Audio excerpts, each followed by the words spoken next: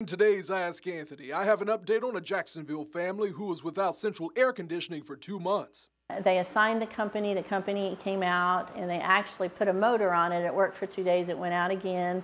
Last week, I told you Jana Shriner's story. She contacted me for help after placing numerous phone calls and not getting this matter resolved on her own with her home warranty company, American Home Shield. Since that story aired, I've heard from many of you. George says, "Hi Anthony, I live in St. Augustine and can verify that American Home Shield will leave you hanging for a very long time when it comes to fixing your AC.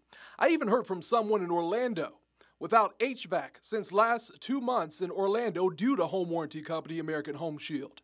And I received a positive email in support of American Home Shield. It says, quote, I love my home warranty. It has saved me thousands of dollars. I've had one on my house for 7 years. But here's the good news tonight. Due to our reporting on the issue, the Shriner family received a brand new air conditioner this weekend. This is my new unit. They actually upgraded to a Linux without any extra charge, and I also am getting a refund in the amount of $658 for my out-of-pocket for all the window units and fans I use. Thank you, Anthony, so much. It was 2 months ago that I had a central heat and air, and it was only 2 weeks to get a brand new unit in after you came and put your voice in for me at American Home Shield. Thank you so much.